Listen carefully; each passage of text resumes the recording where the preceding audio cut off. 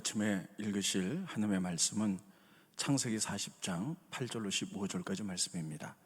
제가 말씀을 봉독해 드리겠습니다.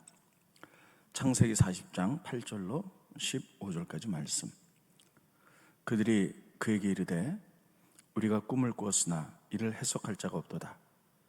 요셉이 그들에게 이르되 해석은 하나님께 있지 아니하니이까 청하건대 내게 이르소서. 술 맡은 관원장이 그의 꿈을 요셉에게 말하여 이르되 내가 꿈에 보니 내 앞에 포도나무가 있는데 그 나무에 세 가지가 있고 싹이 나서 꽃이 피고 포도송이가 익었고 내 손에 바로의 잔이 있기로 내가 포도를 따서 그 즙을 바로의 잔에 짜서 그 잔을 바로의 손에 드렸더라. 요셉이 그에게 이르되 그 해석이 이러하니 세 가지는 사흘이라. 지금부터 사흘 안에 바로가 당신의 머리를 들고 당신의 전직을 회복시키리니 당신이 그 전에 술 맡은 자 되었을 때에 하던 것 같이 바로의 전을 그의 손에 드리게 되리이다. 당신이 잘 되시거든 나를 생각하고 내게 은혜를 베풀어서 내 세정을 바로에게 아뢰어 이 집에서 나를 건져 주소서. 나는 히브리 땅에 끌려온 자요 여기서도 옥에 갇힐 일을 행하지 아니하였나이다. 아멘. 오늘 본문의 말씀은 요셉이 술 맡은 관원장의 꿈을 해석해 주는 장면입니다. 좀 더 구체적으로 이야기해보면 요셉은 누명을 쓰고 감옥에 들어가게 됩니다. 그때 그 감옥에 바로의 술 맡은 관원장, 떡 맡은 관원장 두 사람이 들어와서 같이 지내게 됩니다. 근데 어느 날 이 술 맡은 관원장이 꿈을 꿨는데 예사로운 꿈이 아닙니다. 그래서 고민하고 있을 때에 요셉이 말하기를 저는 꿈을 해석해 주는 그런 은사가 있습니다. 제게 말씀해 주시면 제가 해석을 해드리겠습니다. 그래서 술 맡은 관원장이 꿈을 이야기합니다. 내 앞에 포도나무가 있는데 가지가 셋이 나왔다. 그 가지에서 꽃이 피고 포도 열매가 아름답게 맺혔는데 내 또 손에 바로의 잔이 있어서 그 포도를 가지고 포도즙을 짜서 바로에게 드리는 꿈을 꿨다. 이렇게 이야기를 합니다. 그랬더니 요셉이 해석하기를 세 가지는 3일입니다. 당신이 3일 안에 다시 감옥에 나가게 되어 술 맡은 관원장으로 복직되게 될 것입니다. 그래서 바로 옆에서 이제 술 맡은 관원장 역할을 감당하게 될 것입니다. 그러면서 당신이 만약에 내 꿈의 해석이 맞아서 나가시게 된다면 나를 기억해 주십시오. 그래서 나를 나오게 해 주십시오. 이렇게 부탁을 합니다. 근데 그 꿈의 해석이 맞아서 정말 술 맡은 관원장은 3일 뒤에 나가서 바로의 술 맡은 관원장으로 복직이 되게 됩니다. 그리고 시간이 2년이 지났습니다. 하루는 이 바로가 꿈을 꿨는데 이 보통 꿈이 아닙니다. 그래서 그것을 해석할 사람들을 찾았는데 애굽에서는 그 꿈을 해석할 사람이 아무도 없었습니다. 그때 술 맡은 관원장이 2년 전에 자기 꿈을 해석해 준 이 요셉이 생각나서 그 얘기를 하고 요셉은 특별히 바로 앞에서 바로의 꿈을 해석해 줍니다. 그래서 특별히 그 애굽의 7년의 흉년, 7년의 풍년, 그래서 이제 풍년이 들었을 때에 그 곡식을 비축의 도무로 말미암아 애굽 사람들이 흉년 때 먹고 살아갈 수 있도록 그래서 나라와 민족을 구한 영웅이 됐다. 그래서 애굽의 총리가 됐다. 이렇게 되는 것이 오늘 본문의 말씀입니다. 저는 오늘 본 말씀을 통해서 여러분들에게 드리고자 하는 말씀은 하나님이 우리에게 특별히 다른 사람보다 더 중간 이상의 주는 것들이 있다는 것입니다. 그것이 재물일 수도 있고 그것이 학식일 수도 있고 또 그것이 다른 사람보다 더 많이 갖는 은사일 수도 있습니다. 여러분 오늘 본 말씀 보면 이 요셉은 특별히 다른 사람보다 꿈으로 하나님의 음성을 듣고 그것을 해석할 수 있는 능력을 더 많이 받았다는 것이에요. 특별히 여러분 이러한 해석으로 인하여서 애굽을 구하게 되고 또 나중에 이스라엘 그 자기 가족 70명이 애굽에 내려와서 그리고 민족을 이룰 만큼 애굽에서 살 수 있도록 그런 놀라운 일들을 하게 됩니다. 이것을 통해서 하나님이 우리에게 주는 교훈은 어떤 것이냐면 첫째, 하나님이 우리에게 주시는 은사 같은 것은 자신을 위해서 사용해서는 안 된다는 거예요. 자신을 위해서 사용하거나 자랑하거나 그럼 자기도 모르게 교만하게 되고 그것을 내가 이렇게 다른 사람보다 우월하다 하는 것들로 드러나게 되면 다른 사람의 시기와 질투를 받을 수도 있다는 것입니다.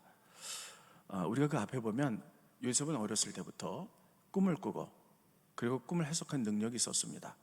그 어느 날 그 꿈을 꾼 것을 형들 앞에, 가족들 앞에서 자랑하게 되죠.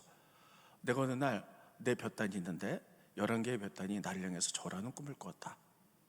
또 한 번은 꿈을 꿨는데 내가 있는데 하늘의 해, 달, 별 11하나가 나에게 절하는 꿈을 꾸었다. 이 어린 요셉은 그냥 이렇게 자랑하는 마음으로 그냥 얘기했을 거예요. 근데 그것을 듣는 형제들의 마음은 시기와 질투심이 있었어요. 그래서 그들이 말하기를, 아니 그러면 11개의 볕단이 형제들인데 네가 우리 형제보다 더 높아진다는 이야기냐? 해, 아버지, 달, 어머니 11개의 별들이 형들인데 네가 어머니, 아버지, 형제들보다 더 높아진다는 이야기냐? 그들은 이렇게 시기와 질투심이 있어서 요셉이 꿈을 이야기할 때마다 창세기 35장 37장 5절과 그리고 37장 11절에 이렇게 쓰고 있습니다. 제가 읽어드리겠습니다. 37장 5절에 보면 요셉이 꿈을 꾸고 자기 형들에게 말하며 그들이 그를 더욱 미워하였더라. 이게 자랑처럼 느껴진 거예요. 근데 형들이 미워했다는 거예요. 그 다음에 37장 11절에 보면 이렇게 쓰고 있습니다. 제가 읽어드리겠습니다.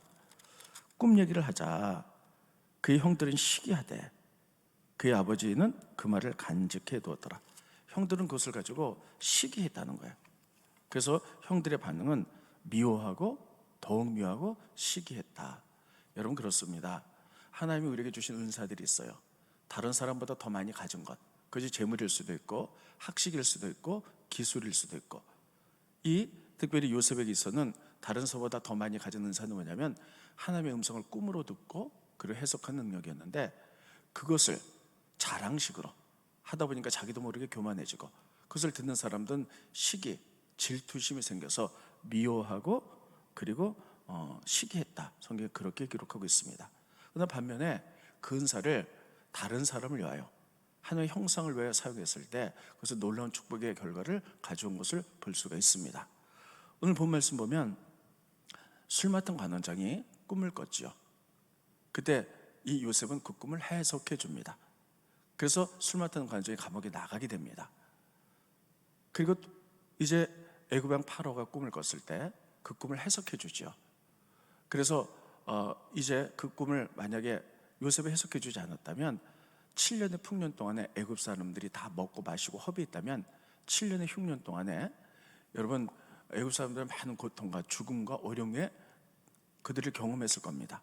근데 그 꿈을 해석해 줌으로 말미암아 애굽 사람들이 살아나게 되고, 또 그것 때문에 그가 애굽을 살리고 애굽의 총리가 되고, 또 가족들을 그 애굽으로 불러서 그들을 살리고, 또 성경에 보면 이런 모든 것들 때문에 또 토지법을 만들었다. 그가 애굽의 특별히 총리가 되어서 토지법을 만들어서 창세기 47장 26절에 보면 그 토지법을 만들었는데 47장 24절에 보면 그 토지법은 뭐냐? 이제 사람들이 땅이 없으니까는 나라에서 다 대토를 해줍니다. 그럼 사람들이 그것을 가지고 농사를 지면 옛날에는 80%의 세금을 받았어요. 그리고 20% 갖고 먹고 살았는데, 그러니까 굉장히 가난한 거죠. 근데 이 요셉이 총리가 된 다음에 그것을 풀어줬어요. 새롭게 만든 토지법은 뭐냐면 너희들이 농사를 짓고 세금은 5분의 1, 20%만 내라. 그리고 5분의 4, 80%는 가지고 너희가 가족들과 먹고 잘 살아라. 이렇게 토지법을 기억해서 그 나라에 큰 축복이 임했다라고 이렇게 성경들은 기록하고 있습니다. 하나님이 우리에게 주신 고유한 은사들을 자기 자랑과 자기를 위해서 사용했을 때는 교만을 떨고, 그리고 주변의 사람들과 시기와 질투가 있었는데 그것을 하나님의 나라 그리고 다른 사람의 유익과 또 교회의 유익을 위해서 사용했을 때는 하나님이 놀랍게 영광 받으시고, 또 다른 사람들이 또 힘을 얻으며 또 잘되는 역사가 일어나는 것을 우리들이 알 수가 있습니다. 여러분, 하나님 모든 사람에게 은사를 주셨어요. 내가 받은 은사가 뭔지 모르는 사람들이 있을 거예요. 그럴 경우에는 주변 사람들한테 물어보세요. 주변의 사람들은 나를 잘 관찰하고 있기 때문에 당신 이거 좀 잘합니다 하고 은사를 가르쳐 줄 수도 있어요. 그러면 우리가 은사라는 것은 다른 사람의 평균보다 더 많이 받은 것들이죠. 어떤 사람은 사랑의 은사, 어떤 사람은 또 기도의 은사, 또 여러 가지 은사들이 있어요. 구제의 은사, 또 섬김의 은사. 여러분, 이런 은사들을 우리들이 발견해보고 하나님 그것을 주신 것은 나 혼자 잘 취해서 혼자 잘 되라고 주신 것은 아니고, 하나님 형상의 사람들을 세우고 그래서 몸된 교를 세우고 덕을 세우고 나라의 유익을 세우도록, 그래서 이 땅에 하나님 나라를 세우도록 주신 줄로 믿고, 우리들이 요셉에게서 그것을 배워서 우리들이 그렇게 사용해서 교회도 유익이고 하나님의 나라도 유익이고 나도 잘된 역사가 일어나게 되기를 예수의 이름으로 축원드리겠습니다. 그래서 오늘 나 받은 은사가 뭔지 다시 한번 기억해 보시고 그것을 하나님 나라에서 사용하는 여러분들 되시길 바랍니다. 기도하겠습니다. 고마우신 주님, 은혜를 감사함을 드립니다. 요셉은 다른 사람들보다 하나님의 음성을 꿈으로 듣고 그것을 해석해주는 은사가 있었습니다. 그것을 자기 영광과 또 자기의 만족을 위해서 사용했을 때 주변의 형들로부터 미움을 받고 시기심을 받은 것을 알 수가 있습니다. 그러나 그것을 하나님의 형상인 고통당한 많은 사람을 위해서 사용했을 때 하나님의 영광 받으시고, 그것 때문에 애굽이 살아나고